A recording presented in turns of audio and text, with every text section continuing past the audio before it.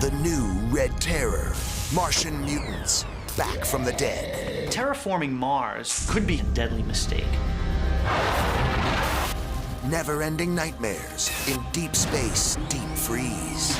Imagine your worst nightmare lasting for decades. And the government sends in armed special agents to shut down an observatory. Have these astronomers spotted something they shouldn't have?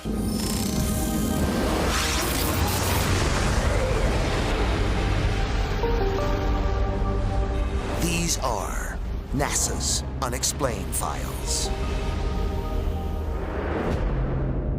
November 26th, 2018. Mars. NASA's InSight probe approaches the red planet. It touches down at Elysium Planitia. It joins a growing regiment of landers and orbiters. The data they provide will tell scientists if, when, and how the red planet can be made fit for human habitation. There's a desire to do something very dramatic to change the planet so that it is habitable. The prize is massive. Literally an entire planet ready for populating. For many, it's a plan that's not just possible, it's necessary. Some people believe that our planet is in great danger and that someday we'll have to leave Earth. Earth won't last forever. So in order to survive, we're gonna need to move to Mars.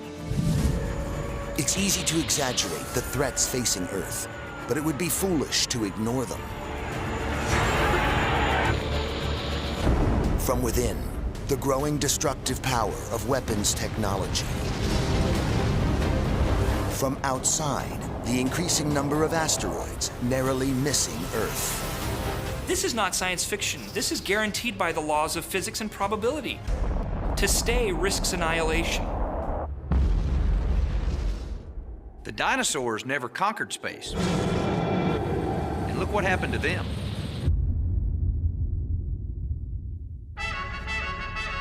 But Mars isn't going to hand itself over to human colonists without a fight.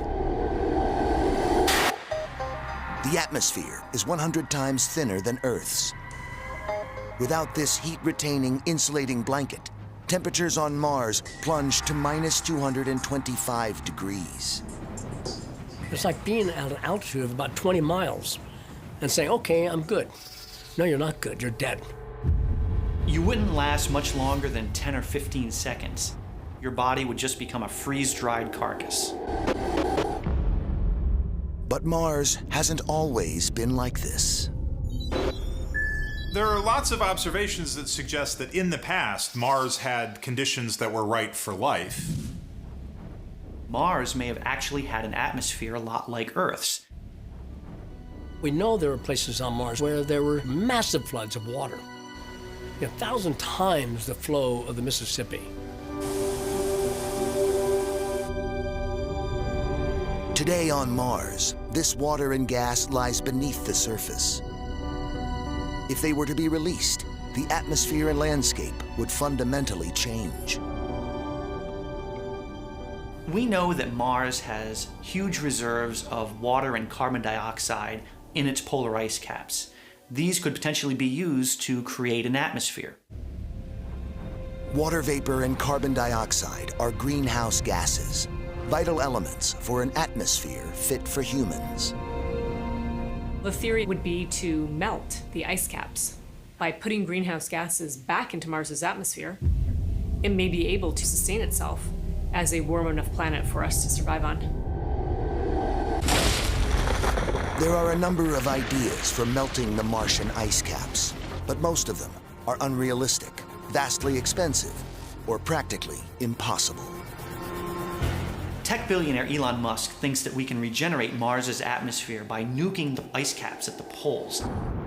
You'd need thousands of these weapons, probably more than we've actually built, to make a dent in something as big as the ice caps that you see on Mars.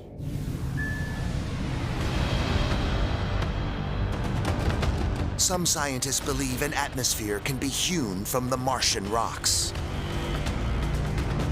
What if we set up factories all across Mars with the sole purpose of pumping out CO2 and water vapor to regenerate an atmosphere?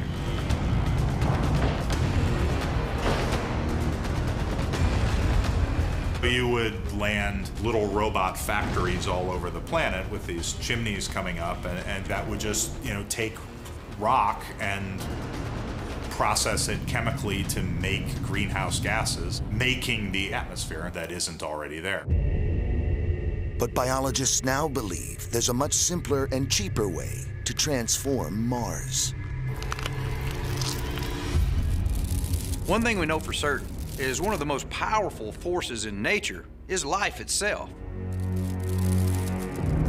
The atmosphere of Mars is dominantly CO2. Somehow you have to turn that CO2 into oxygen. So you're gonna have to plant plants all over the place. They breathe carbon dioxide and output oxygen. Let them start growing and gradually, organically terraform the planet. Although the climate on Mars is too harsh for most of Earth's plant life to survive, scientists have begun to engineer new enhanced supervegetation that is capable of growing, procreating, and spreading across the red planet. We need to genetically engineer plants that will grow on Mars. Scientists are now able to move genetic traits between organisms. We have strawberries that grow in winter thanks to antifreeze genes taken from Arctic flounder. We have corn that has been made poisonous to insects. All kinds of crops and animals have been genetically manipulated to make them grow bigger or act differently. Scientists have crossed some extremophile DNA with some Arctic tundra plants and had them grow in a jar that had a Mars-like atmosphere. The results are incredibly exciting and show that genetically modified organisms could breathe new life into Mars, transforming the planet's atmosphere. Not just plants, but maybe animals too. We could send fire ants and kudzu, because those things live everywhere and you can't kill them. And I think it would terraform Mars in no time. We could have an atmosphere and liquid oceans within a few generations. Mars might just be able to sustain human life. We could potentially transform the red planet into another blue planet and even another green planet. That's an amazing thing to contemplate. Imagine a time in the near future. The first colonists set foot on NASA's bioengineered planet. You get there and your instruments say it's okay to open your visor. To breathe the air of a planet that you helped engineer would be literally Earth-shattering, or should I say Mars-shattering.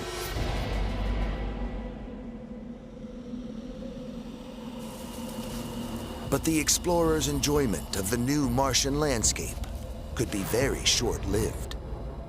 What happens if our super-fertile, genetically modified organisms come in contact with Martian life?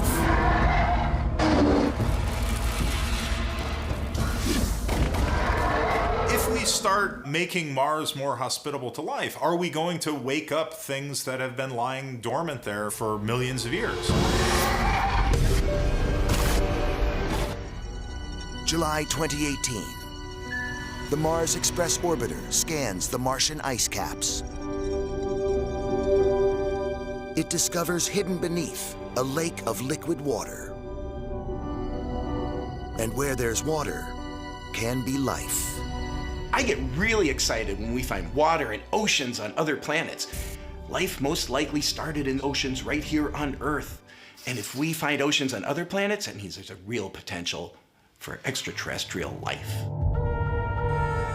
Terraforming Mars could awaken dormant Martian creatures, whose biology would be completely different to anything we have encountered before. There's a sort of Pandora's box possibility here. Martian and Earth life interacting with each other, could that have disastrous consequences? Any organism on Mars could become massive, because the gravity is less than half that on Earth. This can cause the very bodies to grow larger. These giant organisms can just live and grow. We might be setting off a chain reaction that could spiral out of control.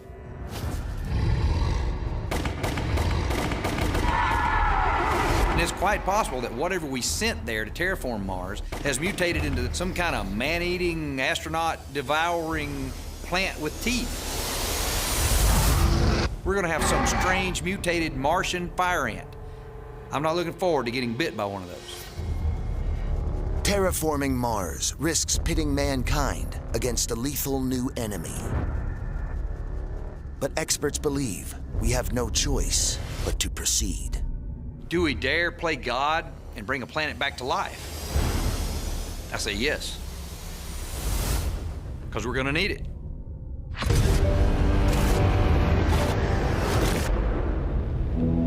July 1934, the Kremlin, Moscow.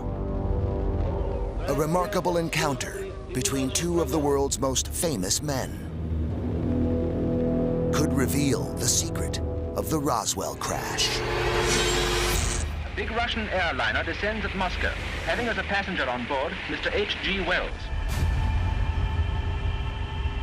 H.G. Wells, the famous science fiction author, meets Soviet dictator Joseph Stalin. Wells dreams of forging a single global government to rule the whole Earth. When I was here in 1920, I talked to Lenin, and he said to me, come again in 10 years' time and see what we've done.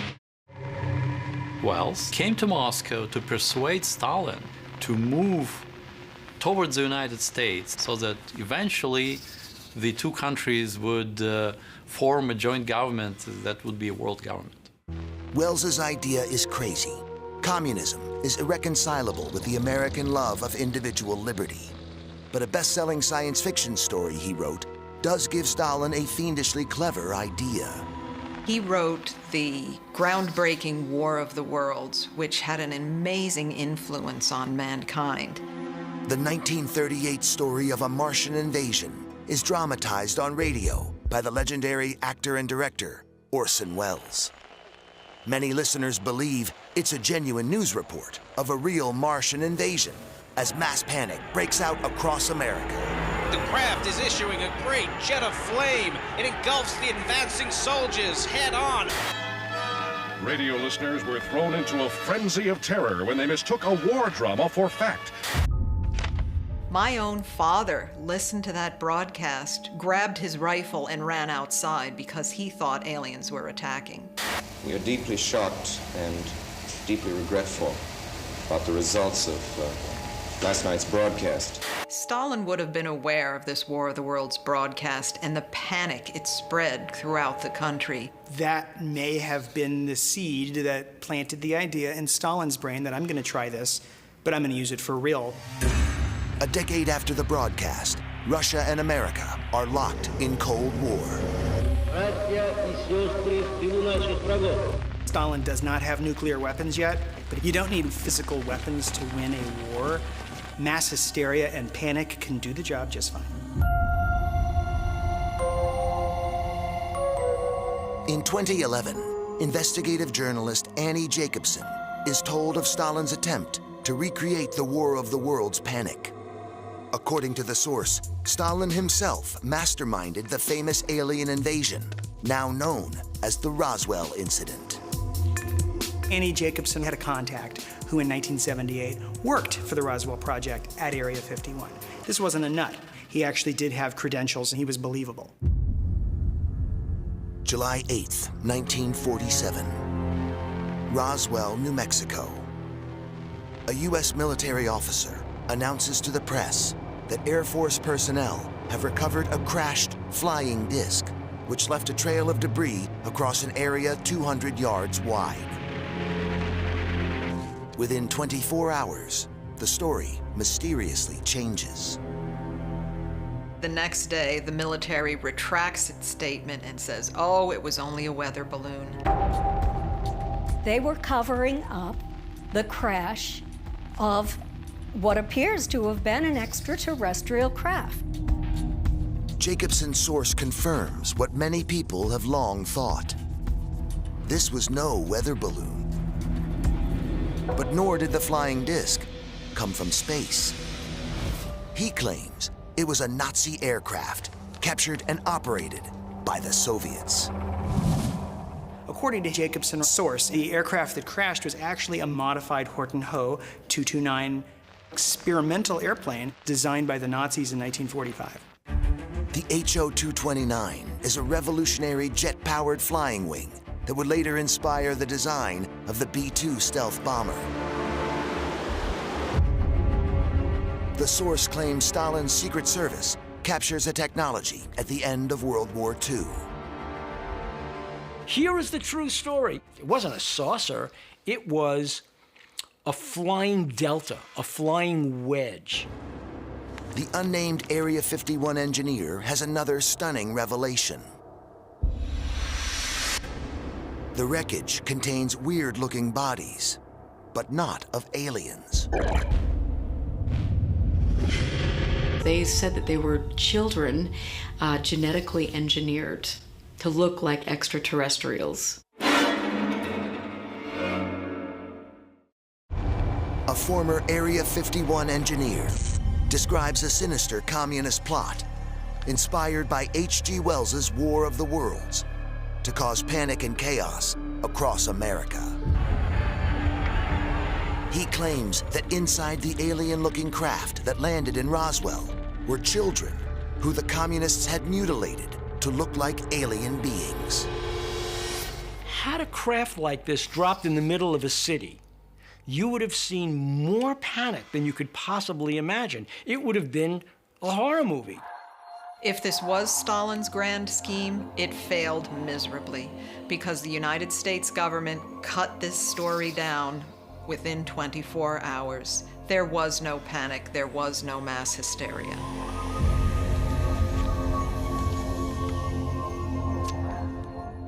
Some investigators claim that the story of Stalin masterminding Roswell is itself a piece of psychological misdirection put out by American intelligence black ops.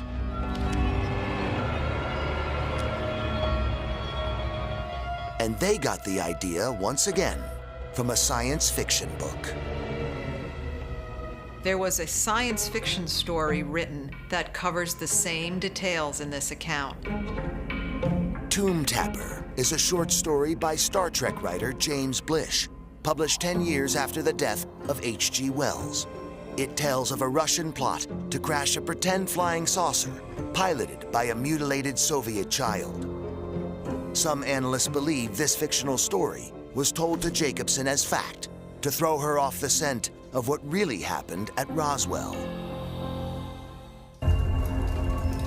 The United States government is great at putting out misinformation, and very clearly that is what took place with all of this. The Roswell incident is clouded with so many layers of subterfuge, it's possible the U.S. government itself no longer knows the truth. If Roswell, New Mexico was not Stalin propaganda, and it wasn't an actual alien crash, what was it?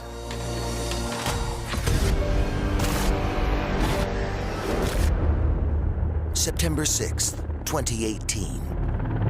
Black Hawk helicopters packed with armed FBI agents swoop over the Lincoln Forest Mountains of New Mexico. Their target, not a terrorist training camp, not a drug cartel. This special SWAT team is about to raid an astronomical observatory. The Sunspot Solar Observatory, used by NASA to understand and keep watch on the sun. There's Black Hawk helicopters and FBI agents swarming all over the place. Government agents shut down the observatory and evacuate the 250-acre site. Local police are left in the dark.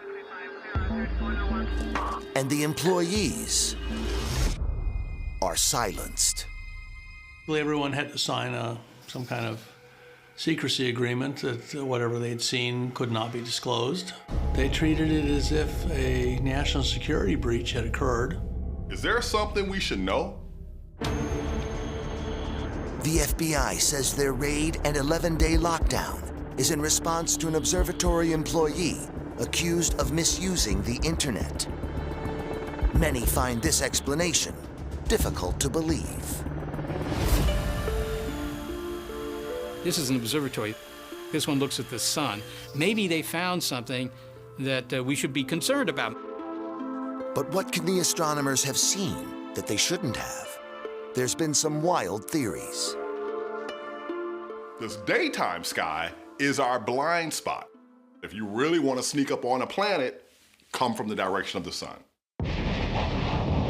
Military strategists throughout history have used glaring sunlight for surprise attacks. When a fighter pilot or a bomber is doing a run, they come from the sunward direction so they can't be seen. Could astronomers have detected something headed towards Earth using the sun as cover? If people found out about that, it could cause a panic. So maybe the observatory needs to be shut down to keep it secret.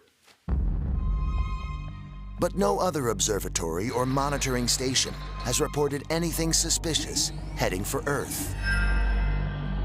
Some researchers ask if the shutdown is linked to the Solar Observatory's specific and most important work: the charting of solar activity.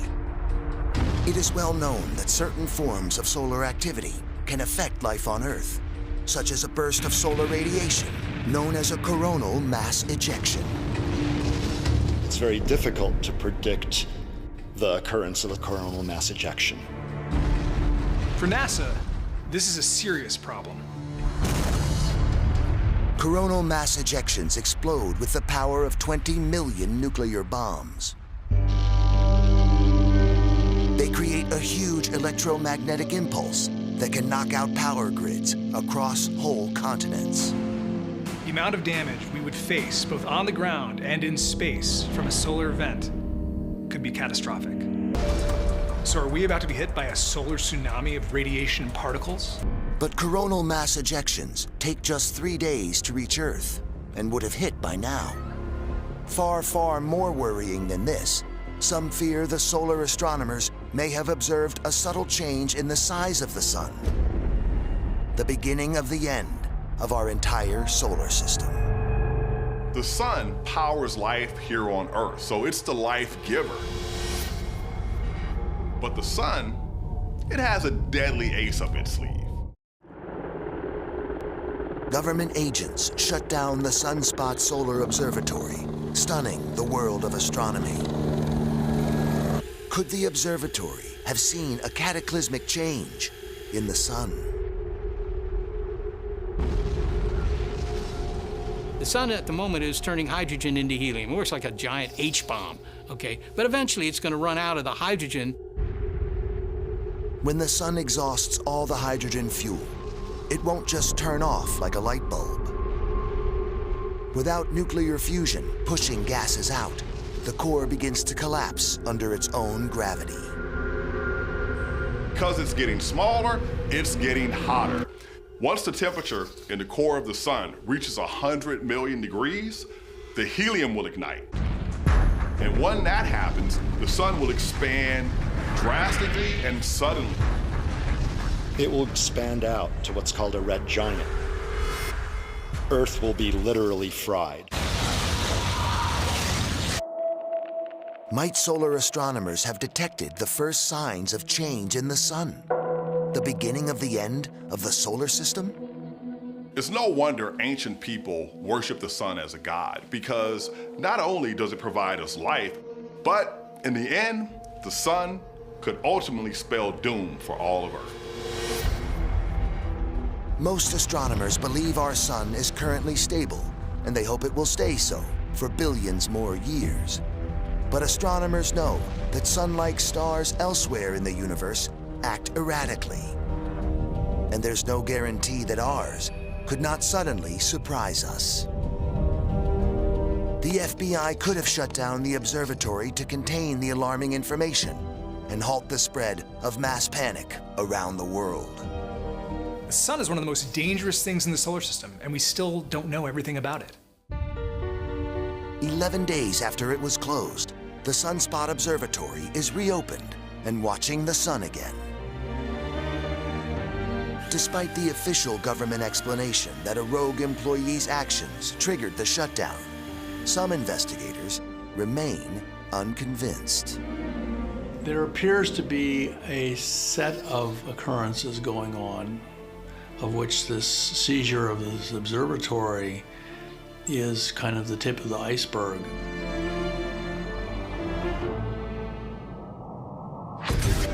May 2016. NASA scientists reveal a radical solution to the problem of sending astronauts to worlds that lie years, decades, or even centuries away from Earth.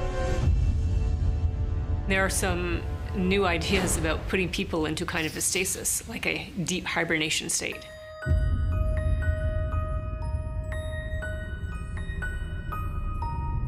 The idea of cryosleep is then you don't need to take as many supplies. You don't need as much oxygen, food, water. You preserve the crew's health during a long, long transit so that they arrive at their destination, they're healthy and able to function. Cryosleep is frozen sleep. Astronauts placed in the deep freeze for the duration of their epic journey. You're just frozen like a snapshot in time. Nothing will change until the day comes to revive you. But putting humans on ice is fraught with danger. You can't just freeze a living person like you'd freeze a steak. If you just stick someone in the freezer, ice crystals develop and their cells basically do a little tiny ice explosion. You thaw them out and they're just mush. It's not pretty. Instead, NASA scientists unlocking the secret of cryosleep have turned to the animal kingdom. A large percentage of the work that's being done now is in animals that currently exploit torpor as a means of survival during periods of extreme cold and low resources. Hibernating animals enter a state of torpor, a kind of suspended animation. Creatures like bears lower their body temperature by 10 degrees. Slowing their metabolisms, they survive on less food and water. And torpor seems to have a massive advantage for astronauts' bodies when facing two of space's deadliest perils.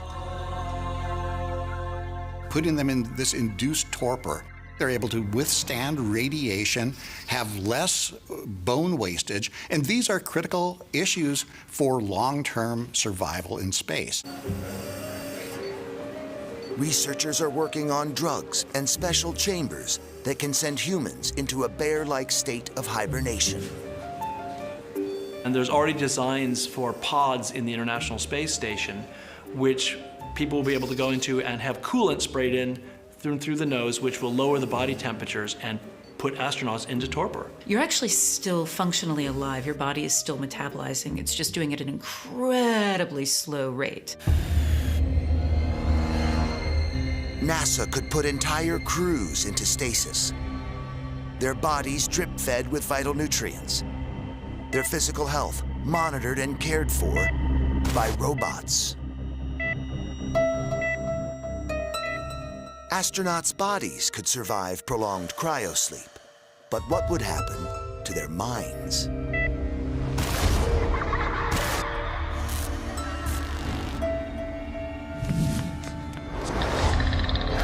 They dreamt a nightmare,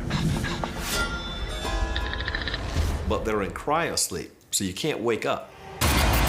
Does the nightmare continue forever? NASA is creating cutting-edge cryosleep technology for decades-long space missions to other stars. But what happens to astronauts after years of stasis? It will keep their bodies healthy, but scientists fear what the process could do to their minds. The dangers of putting somebody into a suspended hibernation state is Sleep is an active process. In other words, it's not a state where the brain is dormant, it's a state where the brain is actually active. What happens with your consciousness? What happens with your dreams? In cryosleep, you can't wake up. If you can't wake up, would the dreams continue? The longer we sleep, the further the brain slips into a phase of intense dreaming. The experience is indistinguishable from real life, and not all dreams are happy ones. Imagine your worst nightmare, and then imagine having it last for decades. Nightmares bring to life our darkest, most terrible fears. Falling, drowning, being pursued. But even our worst nightmares, when they become too much, will wake us up. We are left drained, shaken, traumatized, but the nightmare is over. We've all had restless nights, but we get over it. We wake up and move on to the next day. But what happens if those restless dreams just keep on for a year or for 10 years? How would we survive then? Perhaps most terrifying of all is the prospect of sleep paralysis in space. Astronauts' brains are awake, but their bodies are still asleep and cannot move. In this condition, sufferers sometimes feel the presence of a malevolent being crushing down on their chest. People who've been in comas do report dreaming, being aware of it, but they can't do anything. They can't get out of it. What we're doing is potentially not just putting someone in solitary confinement, but also making it so that they can't move. We can revive someone at the end of this, but will they be sane? Of all the dangers we may face in deep space, perhaps most terrifying are the demons within.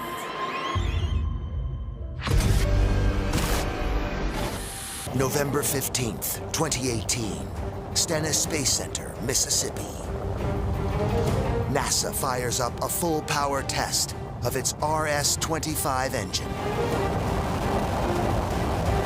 which will help power its new Space Launch System, or SLS, into orbit. The Space Launch System, SLS, is basically the most powerful rocket in the world. At full capacity, it can lift 143 tons of payload into low Earth orbit. This is a huge deal. This is a beast of a rocket. It's going to need all that thrust to propel NASA astronauts to Mars. It'll be the agency's first manned vehicle since the Space Shuttle was grounded in 2011. I'm very excited about it. It's been too long since we've had our own capability of putting astronauts into space. But NASA announces the maiden voyage of the SLS will be unmanned. There are so many unknowns that we simply should not take a chance with crew members up front. NASA has learned the lesson of putting astronauts on an untested rocket the hard way. April 12th, 1981. NASA engineers make final checks for STS-1, the first launch of the Space Shuttle Columbia. The radical new design is like nothing they've built before. The space transportation system is a radically new type of vehicle to fly in space. When you think of a spaceship or a rocket, you think of a sleek design like the Apollo rocket. But the shuttle has, you know, these two solid rocket boosters and this big tank and then this thing that does kind of look like an airplane, all kind of strapped together. It does not inspire confidence. Chief Engineer Charlie Mars carries the burden of getting the shuttle ready for launch. He has the double jeopardy that not only is this the first flight, it will also carry astronauts. We were probably under as much pressure, if not more, than anybody in the program to make sure that it wasn't going to split like a banana peel on the pad. Astronauts John Young and Robert Crippen take on the challenge of flying the unproven shuttle. John will tell you it was untested. He said, Jerry, I thought if our odds were 50-50, that was being optimistic, that we'd get back. John Young always professed he could fly a rock if you put a few little rockets on it. So I knew damn well he wasn't going to say no. And he went out there saying, I'm going to do the test flight, and if I have to sacrifice my life, I'll sacrifice my life. At 06:59, the astronauts prepare to put their courage to the test. 10, 9, 8, 7. When the clock hits 7 seconds counting down, that's when the main engines start, and the shuttle starts to rumble and shake and vibrate. The blast from the engines is so powerful, it damages the shuttle. There was enough energy to actually bend struts and break things.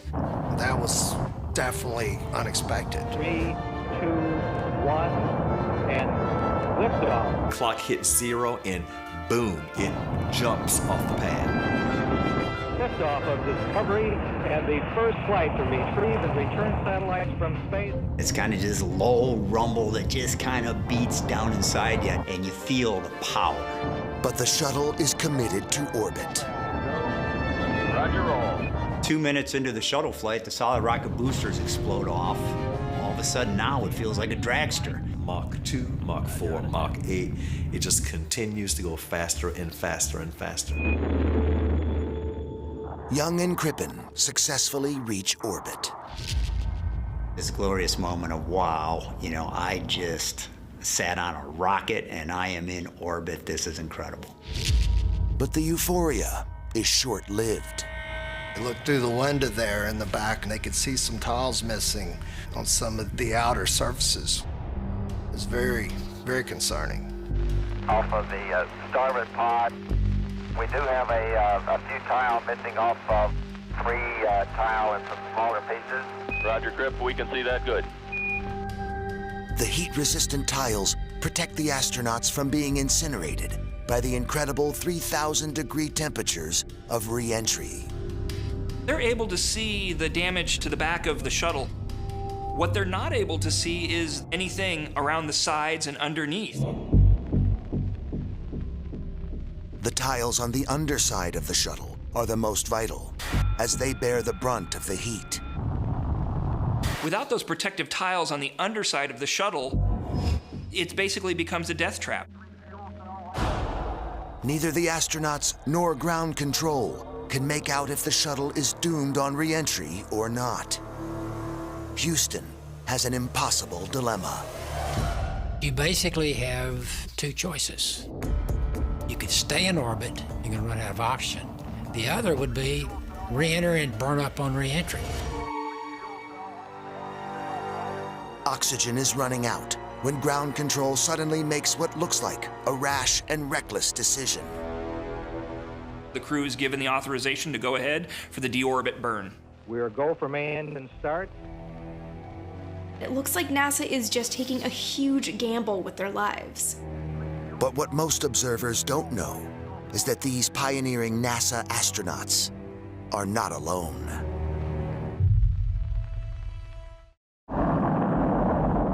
Astronauts on the first ever Space Shuttle mission Roger roll.